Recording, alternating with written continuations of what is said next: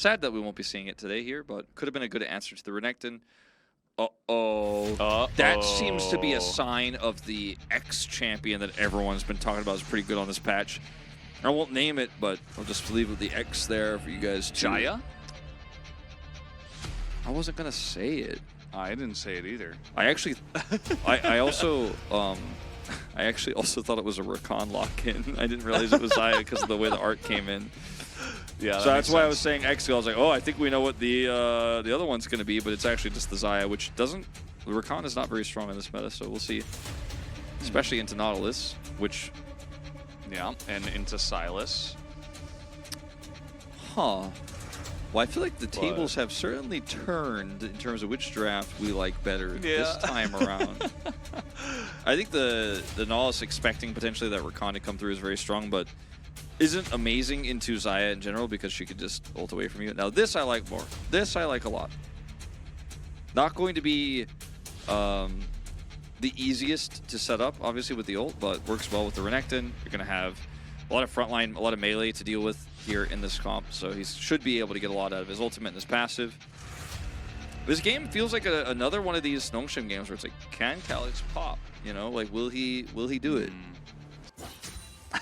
We'll never know what happens. Scare. We'll never know what happened in the bottom lane. What's the reverse of a jump scare? Where like something scary is happening, you jump away to something peaceful.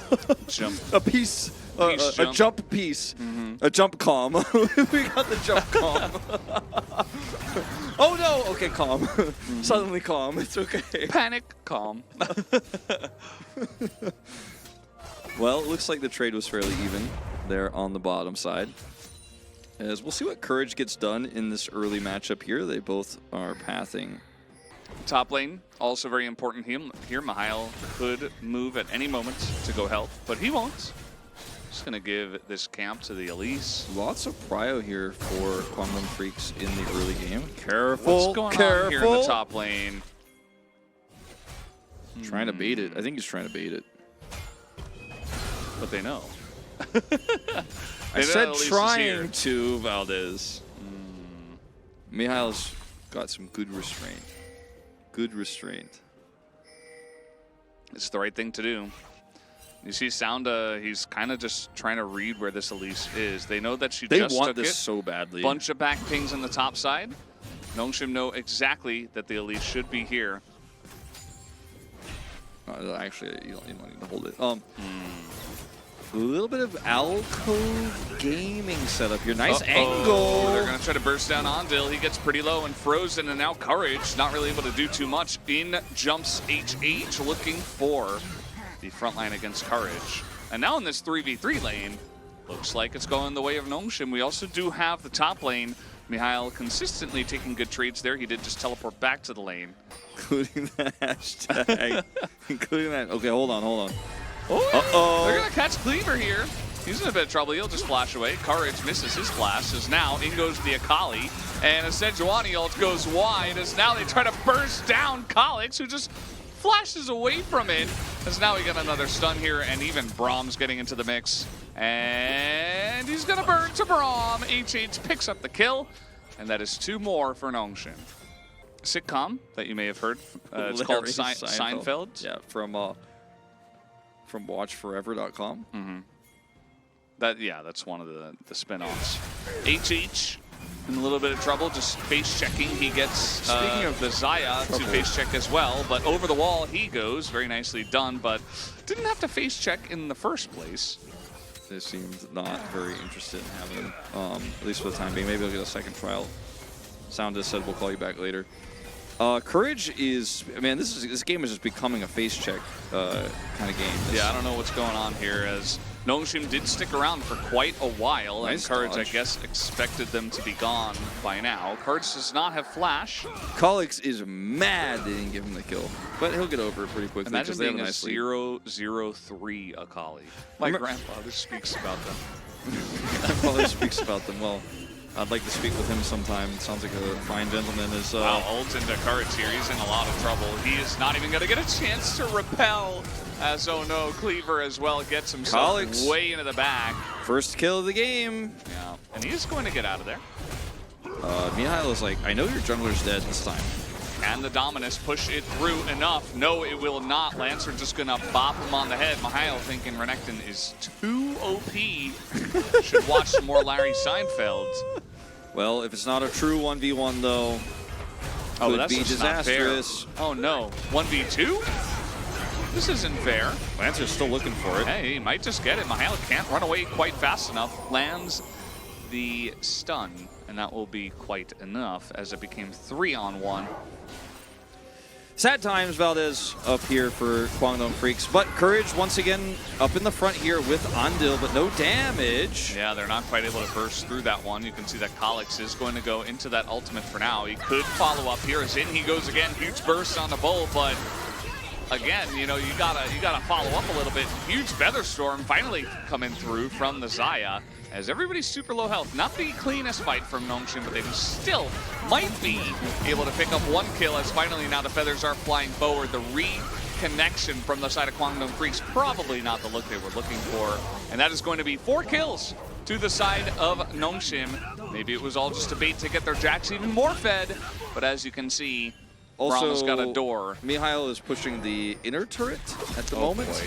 8 out of 9 kill participation. He's been hitting all of these over and over. Bull doesn't have flash, so he's just dead once again. The Sejuani ultimate is perfect, and even though it is cleansed right away, it does not matter. Wolf, this is looking like a short one now, man. Yeah. Nongshim are really running this lead as far as they possibly can. Baron's spawn is actually probably a good time to just take Baron right now in this comp with the control they have. Respawn here is still pretty low, but even a respawn is going to be enough. They don't have enough damage. Ju's also like doing pretty well. He's like 5-1. Lancer in a little bit of trouble, but he's the only guy who's got any I may have misread items. it, but I was like, or maybe it wasn't damage, maybe it was some different status. He's got it. Oh, okay. Well, it's looking like it's gonna be his first loss on at least this season. But well, let's see if they can stop this Baron to start. It is a 10,000 gold lead here for Nongshim. So definitely not going to fool you guys into thinking this is a close one, but they are going to go for the fight here and give it one last go of it. A big root onto multiple members there as Lancer's looking for the angle, jumps onto the Dominus, immediately tries to jump out as a massive Renekton is right in the back line, and this wallet is so heavy, you would not be able to pick it up. Ooh, I believe we're just going to get out of here, and Andil is he's just left to the wolves, and I'm not talking about the caster. Well, I'm not saying anything bad about him or anything, so like, oh, leave him alive. Oh, come on. Delaying his respawn timer. He overwatched him, Valdez. What is the Nautilus gonna do? Just leave him Wait, hold there. on. Let me see the. Oh, let me see the total damage. Well, it's definitely past him now. I mean, with these numbers here, it's definitely he's definitely past him now. But maybe at that time it was still pretty close. All right, Wolf, it's time to put your pog vote in. I'm gonna put my pog vote in. That's what I gotta do. I just did it. Yeah. 1/3 of a health bar for Nexus. No. Any takers? Any takers? Empowered recalls. Hey, Kevin Kim. Yes, Neela was picked in the second. No, in the first game. A little bit of an outlier in that one, though. Guangdong kind of did not have the best draft, but you can watch. That is Kalix. He's just going to Zhonya's the Nautilus ultimate and say goodbye to that one. It does, in fact, disappear. It does not go into orbit like Ash Arrows. That one just goes into the ground, and we never see it ever again. It's very sad. Yeah. This one looks to be pretty over, guys. 24 minutes. Nandil's still trying to hook, but he's only going to get minion at this point in time. Lancer and the team desperate to not get 2-0'd, but it's looking pretty doomed. As Cleaver stole the Xayah ultimate, that was pretty cute, but not able to do anything with those feathers. So that's going to be the end of it, guys. 24 minutes. Nongshim put the hurt on in this best of 3 and make it 2 games that Guangdong will want to forget. Yeah, really one-sided affair here. I mean, game 1, I feel like game 1 was worse because it was just so desperate. There was a lead in terms of money. There was a lead, it felt like, in terms of momentum, but you and I both knew itemization-wise they were never going to be able to convert on that lead. Game 2 just felt like there was a lot of opportunity that was missed, and Courage, he had tried his hardest to define the game, and he did. It just wasn't the way he wanted. One of the big things that they struggle with sometimes is consistency. as they get more and more used to the pro scene. And Courage has had fantastic games and then games like these, which he'll probably want to forget. And it'll be up to him and the coaching staff to kind of get through it alongside of Kwangdong and try to bounce back from this. This guy almost got out-damaged by the Sejuani who carried the game, and he stole POG. We're going to have a little talk with Korean commentators next week. Media. We're going to have a little, are you here? Little chat with them next week. I mean, he had a good performance on the Xayah, no doubt, and he did a lot of damage in the later parts. And he actually baited, arguably, like some of those bad team fights at the bottom side of the map. It was all a bait, though. Yeah, maybe he had Featherstorm. He's like, you don't remember what Xayah does, right? Kwangdong are like, nope, I don't know. What's his CC score? It's probably at least in the thousands, right? It's probably at least 1,000 or 2,000, at least.